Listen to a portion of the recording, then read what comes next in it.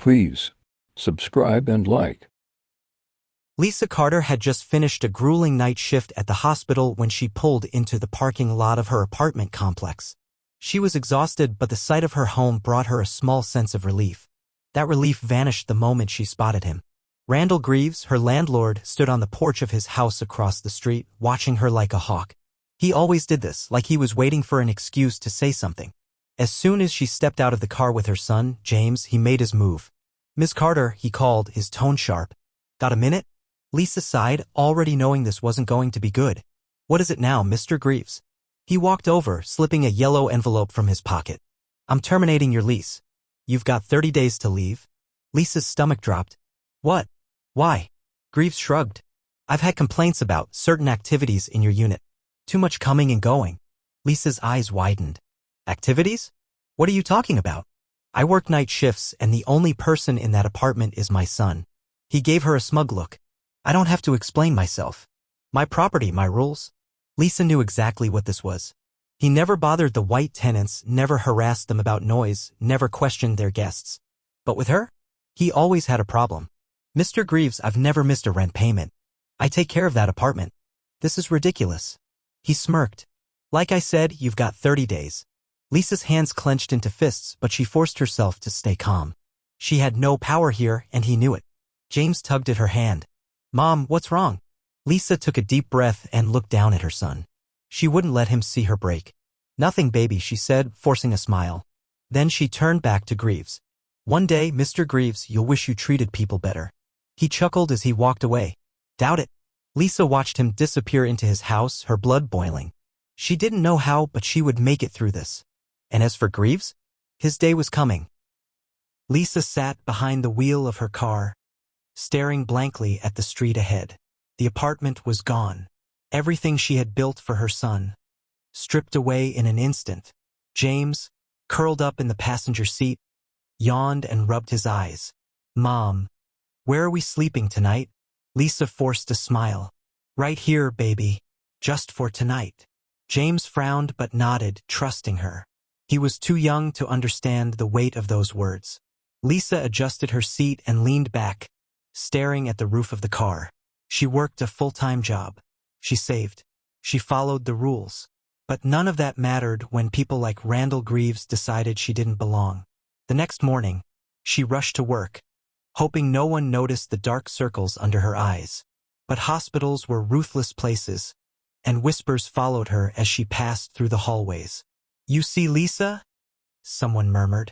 "She looks rough." "She's probably just tired," another voice said. Single moms always struggling.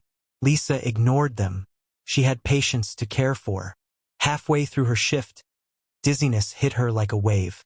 Her vision blurred. The last thing she heard before everything went black was the sound of monitors beeping. When she opened her eyes, Nurse Maria stood over her. "Lisa, when's the last time you ate?" Lisa swallowed. She couldn't even remember. Maria sighed. "I know what's going on. Where are you staying?" Lisa hesitated. "In my car." Maria didn't even blink. "Not anymore. You and James are coming with me. No arguments." For the first time in days, Lisa felt her shoulders relax. Maybe, just maybe, there was still some kindness left in the world. Randall Greaves sat in his office, staring at the pile of unpaid rent notices on his desk. Ever since Lisa Carter left, other tenants had started moving out too. Word had spread about how he treated her, and now people wanted nothing to do with his building.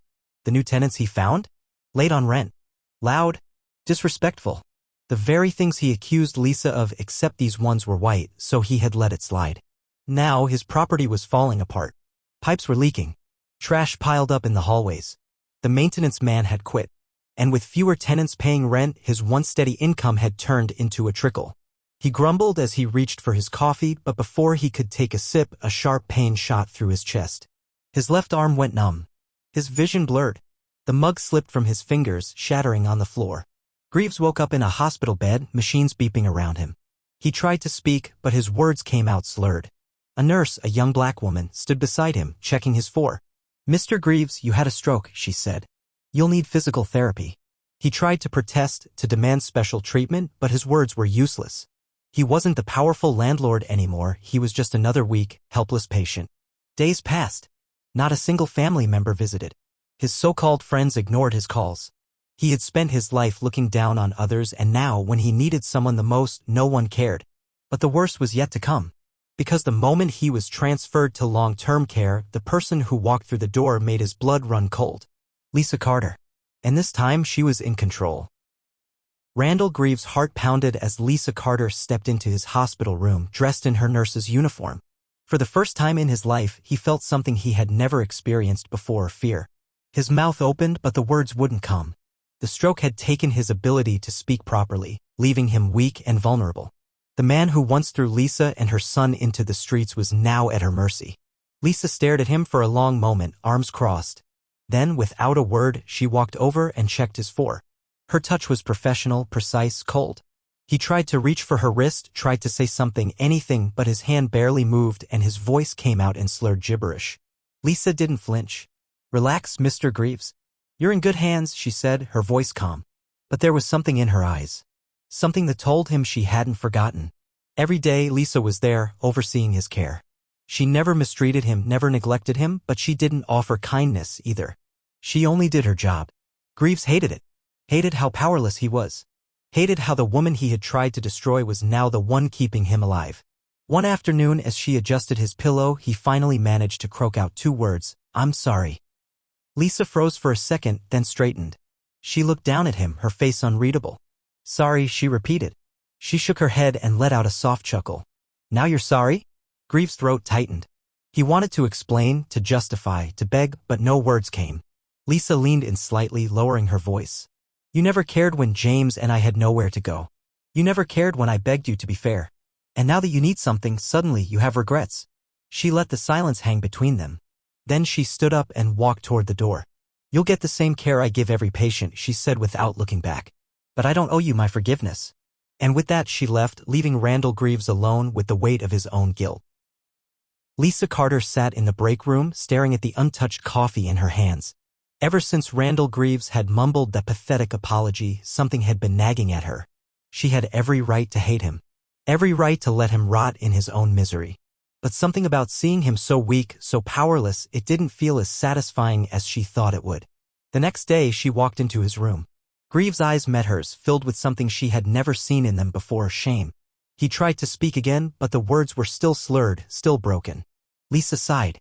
"I don't need to hear it, Mr. Greaves." His face twisted, and for the first time she saw real desperation. He wanted to say something. Needed to. But it was too late for words. For the next few days, Lisa remained distant. She did her job, but nothing more. She didn't offer him the kindness she gave to other patients. And yet something inside her felt unsettled. Then, one night, as she tucked James into bed, he whispered, "Mom, do you still hate him?" Lisa blinked. "What?" "Mr. Greaves," James said. "Do you still hate him?" Lisa exhaled slowly. "I don't know, baby." James was quiet for a moment. Then he said, "You always tell me that being kind makes you strong. So, are you still strong?" Lisa sat there, staring at her son. And suddenly she realized she had a choice. She could let her anger keep her chained to the past, or she could prove that she was better than the man who had tried to break her. The next morning, Lisa walked into Greaves' room and, for the first time, adjusted his pillow gently. She looked at him, not as her former landlord, but as just another human being. "You're still a horrible man," she said softly. "But I won't let you turn me into one." Greaves' eyes welled up, but he said nothing. He didn't need to. Lisa had already won. Randall Greaves lay in his hospital bed, staring at the ceiling. Every day Lisa showed up. Every day she took care of him without fail. And every day he was reminded of just how wrong he had been. For years he had looked down on people like her. Treated them as if they were less. Now, the very person he had thrown out was the only one ensuring he lived another day. One morning, as Lisa adjusted his blankets, Greaves weakly reached for her hand. She hesitated before letting him take it. His grip was frail, but his eyes held something new: understanding. "I was wrong," he mumbled, the words barely making it out. Lisa didn't react right away. She had heard his apologies before. But this time, there was something different. She simply nodded. "I know." And for the first time, he felt the weight of everything he had done. Later that week, Greaves called for his lawyer. He struggled to get the words out, but he made his wishes clear. He wanted to transfer ownership of his apartment building to Lisa. When she found out, she was stunned.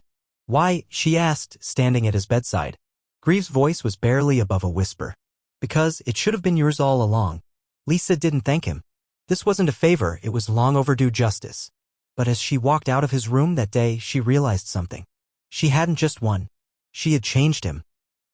Lisa Carter stood outside the apartment building that had once been Randall Greaves' pride and joy. Only now it wasn't his anymore. The papers were signed, the deed was transferred, and the building belonged to her. For the first time in her life, she wasn't just a tenant. She was the owner. She wasted no time making changes. The rent was lowered for struggling families. Repairs that had been ignored for years were finally taken care of. The building, once a place of discrimination, was now a place of opportunity. And unlike Greaves, she didn't judge who walked through those doors. Randall Greaves' health continued to decline. He knew his time was running out. But before he left this world, he had one last request. He wanted to see Lisa. She stood at his bedside, arms crossed. "What do you want, Mr. Greaves?" His voice was weak, barely more than a whisper. "I just wanted to see what you did with the place." Lisa didn't soften. "It's a home now. For people who need it. Not just the ones you approved of." Greaves gave a slow, painful nod. "Good." For a moment, Lisa thought she saw a hint of peace in his tired eyes. And then, just like that, he was gone. Lisa stood outside his hospital room, letting out a slow breath. She hadn't forgiven him. She didn't need to. Because forgiveness wasn't what mattered. Justice was. And she had gotten it. Thanks for watching. Subscribe and like.